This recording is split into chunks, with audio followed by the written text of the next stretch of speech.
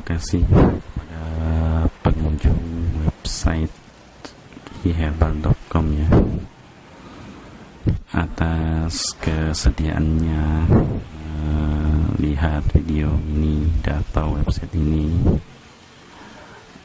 Kami beritahukan sedikit tentang